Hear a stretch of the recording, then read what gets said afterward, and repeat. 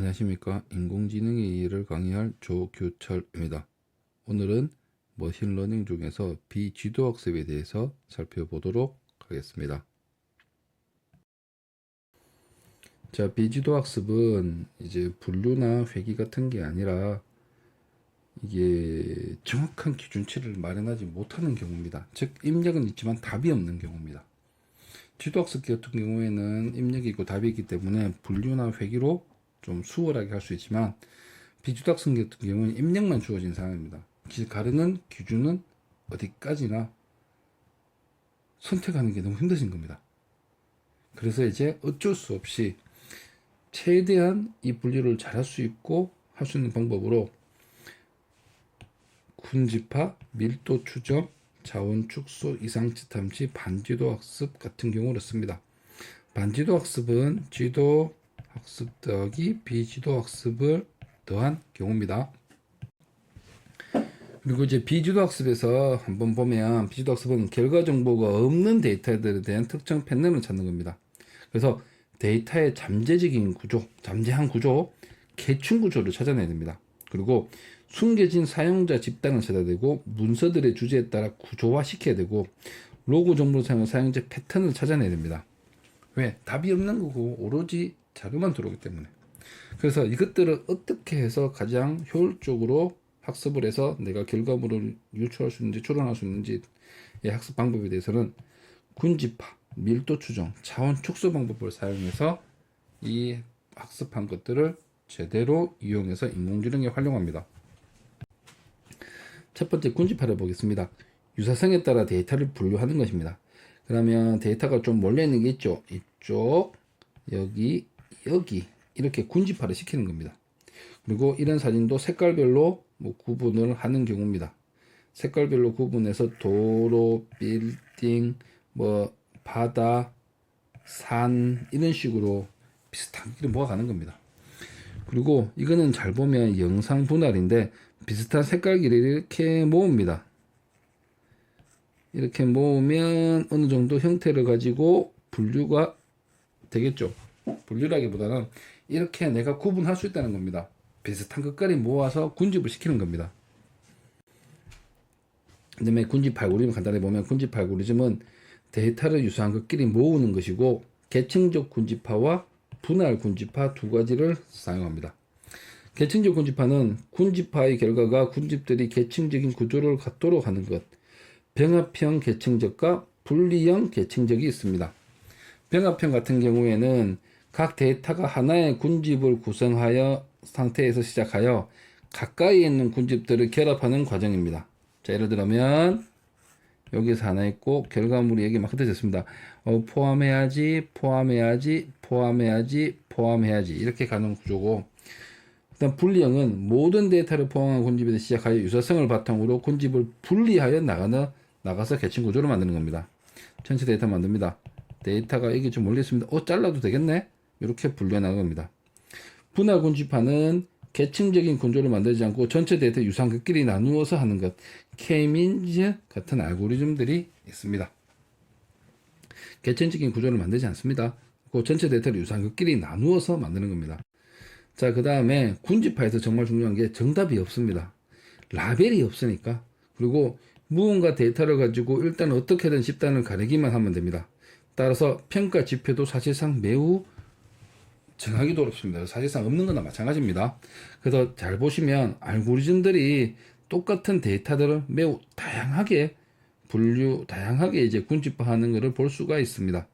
자, 이런 식으로 어쩔 수 없이 군집화하기 같은 경우는 데이터가 정확하게 하기가 힘듭니다. 알고리즘에 따라서 뭐는 강해지고 뭐는 약해지고 하는 강약 장단점이 생기기도 합니다. 군집 알고리즘 그 중에 K-means 알고리즘을 보겠습니다. 자, K-means 알고리즘은 첫 번째, 이게 그림이 보면 쉽겠지만 우선 순서적으로 한번 적어보면 군집의 중심 위치를 선정합니다. 그리고 군집의 중심을 기준으로 군집을 재구성합니다. 그리고 군집별 평균 위치를 결정하여 군집 평균 위치로 군집의 중심을 이동합니다. 그리고 2번과 4번을 계속합니다. 군집의 중심이 바뀌지 않을 때까지. 자, 그리고 i번지 클러스터의 중심을 mi, 클러스터에 속하는 점의 집합을 si라고 할 때 전체 분산은 이런 공식이 나옵니다. 즉 쉽게 말해서 새로운 거와 중심의 차를 계속 더해가면서 중심을 찾아가는 겁니다. 분산값 v를 최소화하는 sj를 찾는 알고리즘이 목표입니다. 즉 나와 다른 점을 막 연결을 했을 때 그 만들어지는 분산값이 가장 적으면 내 근처겠죠. 이거를 찾는 게 우리 목표고, 우선 과정을 보시면 초기에 mi를 임의로 결정하고 두 단계 클러스터가 변하지 않을 때까지 반복을 합니다. 즉 클러스터 설정을 보시면 각 클러스터 설정 중심 재조정이 있습니다. 각 점에 대해 그 점에 가장 가까운 클러스터를 찾아가 배당해 줍니다. 그리고 mi를 각 클러스터에 있는 점들의 평균값으로 재설정합니다. 우선 임의의 점을 정하고 임의의 점을 정하고 근처의 점을 정합니다. 그리고 요거를 클러스터로 묶습니다. 주의 중심은 야겠죠. 평균값. 야가 다시 이제 중심이 되는 겁니다. 이렇게 하는 것들을 군집 알고리즘입니다. 케민 알고리즘이라고 부릅니다. 케민지 알고리즘의 장점은 일반적인 군집에 가장 많이 활용되고 알고리즘이 쉽고 간결합니다. 그리고 케민지 알고리즘 단점은 거리 기반 알고리즘으로 속성의 개수가 많을 경우에 정확도가 떨어집니다. 그래서 PCA로 자원 감소를 적용할 때도 있습니다. 반복 수행하는 횟수가 많을수록 수행 시간이 굉장히 느려지고 몇 개의 군집을 선택해야 될지 가이드하기 매우 힘듭니다. 이거 오타입니다. 몇 개의 군집을 선택해야 될지 힘듭니다. 왜? 이거 군집의 개수를 한 개로 할지 두 개로 할지 세 개로 할지 네 개로 할지 한 개는 의미가 없겠죠. 두 개, 세 개, 네 개를 할지에 따라서 중심도 몇 개 만들어야 될지 중심을 어디에 찍어야 될지 매우 힘들기도 합니다. 그래서 랜덤으로 막 찍기도 합니다. 군집 알고리즘에서 K-민즈 알고리즘에 대해서 살펴보겠습니다. 자, 처음에 이 주어진 에서 분류를 하고자 합니다. 즉 군집화 시키자고 합니다. 근데 무작위로 군집 위치를 3개를 선택합니다. 무작위입니다. 왜냐하면 어디가 가장 좋은 점인지 선택하는 것도 매우 어려운 상황입니다. 그래서 아까도 말했지만 군집의 개수 정하는 것도 가장 큰 문제라고 했습니다. 우선은 3개를 정했습니다. 임의의 점 K1, K2, K3 3개의 점을 정했습니다. 이 3개의 점을 기준으로 군집화를 하도록 하겠습니다. 첫 번째 두 번째 K민즈 실행 과정입니다. 각 점을 최근접 군집 중심 위치에 할당합니다. 그래서 가장 가까운 각 노드에서 가까운 거를 기준으로 각 군집을 정하기 시작합니다. 자, 그리고 갈색은 갈색 가장 가까운 군집이 되겠죠. 그리고 K1에는 초록색 점들이 군집이 되도록 합니다. 그러면 아까와 같이 K1, K2, K3를 기준으로 3개의 군집이 만들어지기 시작했습니다. 자, 그 다음에 아까 그렇게 군집을 하다 보니까 여기가 중심 위치가 아니게 되는 경우가 발생합니다. 맨 K2도 그렇고 K2도 중심 위치가 아니게 됩니다. 여기도 중심 위치가 아니게 되겠죠. 그래서 군집의 평균 위치로 중심점을 이동을 시킵니다. 그래서 K1이 K1 다시를 할게요. K2도 K2 다시 K1 다시로 중점이 이동을 합니다. 이동을 하고 난 다음에 다시 뭘 해야 됩니까? 다시 근처에 있는 노드를 위치를 보고 다시 뭐 합니까? K1, K2, K3를 기준으로 군집화를 다시 시작합니다.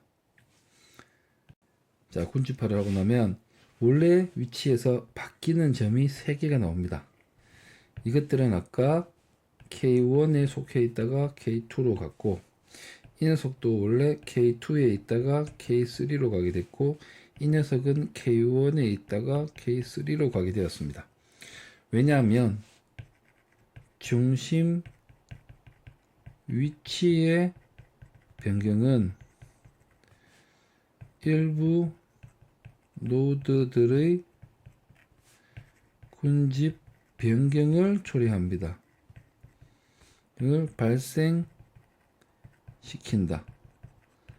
맞죠? 그 다음에 이제 그거를 기준으로 다시 모아졌으면 다시 중심점 평균법 재계산에서 이동을 하게 되는 겁니다. 이동을 하게 됨으로써 다시 군집화가 이루어집니다. 자, 이동을 했으므로 재 군집이 발생이 됩니다. 그러면 어느 정도 되면 변경을 해서 됐고, 이제 안정화 단계가 올 겁니다. 안정화 단계에서는 즉 K1, K2, K3의 위치가 거의 변하지 않는 상황이 옵니다. 이때 정지를 하면 되겠죠. 횟수로 정할 수도 있습니다. 이렇게 K민지 알고리즘은 중심을 위치를 정해서 주변 노드들을 나에게 흡수를 시키고, 그 다음에 그 평균값을 재계산해서 중심을 이동시키고, 이거를 계속 반복을 하는 구조입니다. 자, 이렇게 해서 군집이 여기 하나, 둘, 세 개의 군집이 만들어지는 과정을 살펴보았습니다. 자, 이제 밀도 추정으로 가겠습니다. 밀도 추정은 비주도 학습에서 생기는 방법으로 부류별 데이터를 만들어냈을 것으로 추정되는 확률 분포를 찾는 겁니다. 즉, 각 부류별로 주어진 데이터를 발생시키는 확률을 계산하고 가장 확률이 높은 부류로 분류를 합니다. 확률적으로 밀도값이 가장 높다는 건 확률이 높다는 얘기겠죠. 그래서 요산 두 개를 나누어 줄 수도 있겠죠. 그래서 아니면 확률적으로 높은 값들을 모아놓은 그래프를 그려놓고 여기서 확률로 정합니다. 그래서 밀도가 많다는 건 내가 발생할 확률이 높다는 얘기와 거의 비슷한 얘기입니다. 그런 확률 분포를 가지고 이렇게 경계를 정해서 하는 것들을 밀도 추정 기법이라고 부릅니다. 밀도 추정 기법은 모수적 밀도 추정과 비모수적 밀도 추정이 있습니다. 모수적 밀도 추정은 분포의 특성이 수학적 함수의 형태로 가지고 있다고 가정하는 거고, 주어진 데이터를 가장 잘 반영하도록 함수의 파라미터를 결정해야 됩니다. 전형적인 게 가우시안 함수 또는 여러 개의 가우시안 함수 혼합한 형태이고, 비모수적 밀도 추정은 분포에 대한 특정 함수를 가정하지 않고 주어진 데이터를 사용해서 밀도 함수의 형태로 만듭니다. 보통 이렇게 히스토그램입니다. 그러니까 처음에는 가우시안 같은 것들은 함수 형태로 만들어내고, 만약 그래프가 나왔습니다. 그럼 그래프에서 여기 맞네, 요렇게 결과물 히스토그램을 부르고 만들어내는 것들을 우리가 비모수적이라고 부릅니다. 그 다음에 차원 축소가 있습니다. 차원 축소는 고차원의 데이터를 정보의 손실을 최소화하면서 저차원으로 변환하는 것. 그리고 목적을 한번 볼게요. 목적은 2차원, 3차원으로 변환해 시각하면 직관적인 데이터 분석이 가능하고, 차원의 저주 문제를 완화시킬 수도 있습니다. 차원의 저주가 뭔지를 한번 보면, 차원이 커질수록 거리 분포가 일정해지는 경향이 있기 때문에 차원이 커지면 커질수록 이 3차원, 4차원 넘어가면서부터 이 사이의 관계들이 일정하게 수렴하는 결과를 가져오게 됩니다. 이런 것들을 생기는 게 큰 문제고, 그리고 원이 증가함에 따라 부분 구간 개수가 기하급수적으로 증가할 수도 있습니다. 그런 게 가장 큰 문제겠죠. 차원이 늘어나는 거, 차원이 줄어가는 거, 이렇게 스스로 생각하면 쉽게 될 겁니다. 3차원에서 2차원 되면 손실도 많기는 많겠지만 시각적으로 빨리 보여주고, 2차원을 1차원으로 바꾸면 손실도 많습니다. 하지만 쉽게 풀어갈 수 있는 방법이 만들어지기도 하겠죠. 그래서 차원을 축소하는 기법도 많이 씁니다.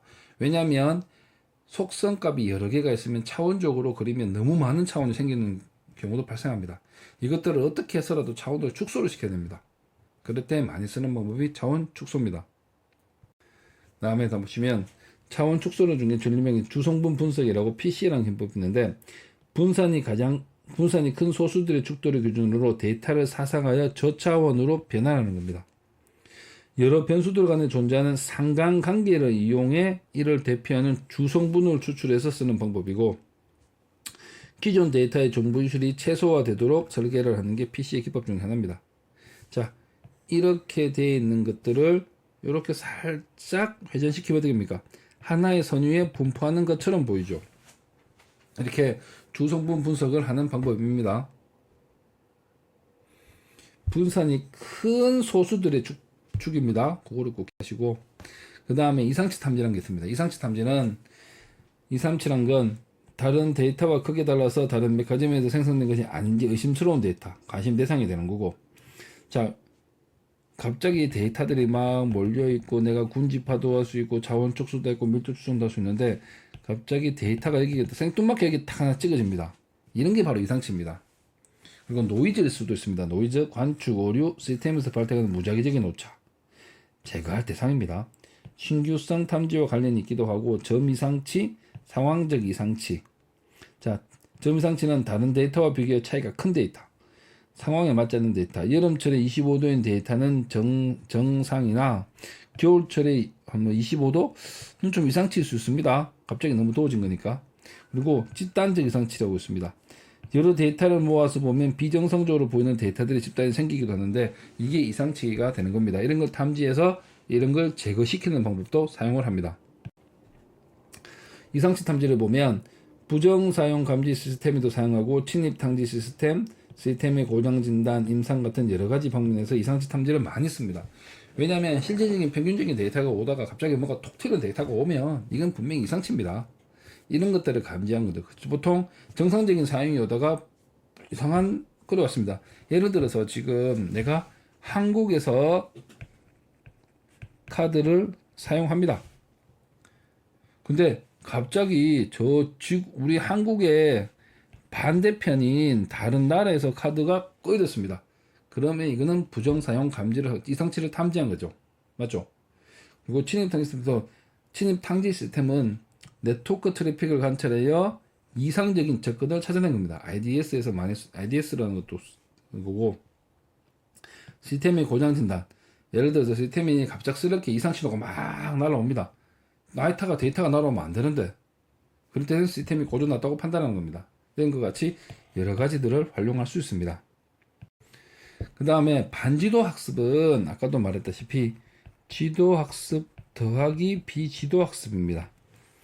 자, 이게 왜 그러냐면 입력에 대한 결과값이 없는 미분류 데이터를 지도 학습에서 사용하는 방법에서 사용합니다. 분류된 데이터는 높은 획득 비용과 미분류 데이터는 낮은 획득 비용이 생기지만 분류된 데이터가 좋긴 좋겠죠. 자, 분류 경기가 인접한 미분류 데이터들이 동일한 집단에 소속하도록 학습을 합니다. 즉, 분류 경기 높은 획득 비용이 있으니까 조금만 모아놓습니다. 모아놓고 미분류 데이터를 막 모아놓습니다. 그리고 야들을 이제 뭐 그래프로 그리든 어떻게 좀 그래픽적으로 표현하든 간에 분류를 하다 보니까 미분류 데이터가 분류 경계가 있는 것들하고 동일한 집단에 속하는 경우가 생깁니다. 그러면 이게 뭡니까? 반지도 학습을 통해서 분류를 한 겁니다. 즉, 같은 군집에 속하는 것은 가능한 동일한 부류에 소속하도록 학습을 시키는 겁니다. 그리고 평활성 가정을 보면 가까이 있는 점들은 서로 같은 부류에 속할 가능성이 높습니다. 그리고 군집 가정, 같은 군집에 속하는 데이터는 동일한 부류에 속할 가능성이 높고, 자, 그리고 매니폴드 가정은 원리 차원보다 낮은 차원의 매니폴드의 데이터의 분포할 가능성이 높습니다. 즉, 이거 전체를 이해를 하면 우선 적은 데이터로 분류된 데이터를 활용하여 엄청나게 많은 미분류 데이터를 어떻게 합니까? 이 분류된 데이터에 넣고 분류하게 만드는 방법입니다. 이게 반지도 학습 방법입니다. 자, 오늘은 비지도 학습에 대해서 간단하게 살펴봤는데, 비지도 학습은 이 비지도 학습 특징 자체가 입력이 있고 출력이 없는 거기 때문에 명확하게 구분할 수 있는 경계라는 게 모호합니다. 그래서 어쩔 수 없이 비슷한 것끼리 모아서 군집화, 차원을 축소하는 차원 축소, 아니면 특정한 지역에 몰려 있으니까 밀도 같은 확률 분포로 받는 밀도 추정 같은 방식을 이용해서 학습을 시작합니다. 자, 오늘 수고하셨고 오늘까지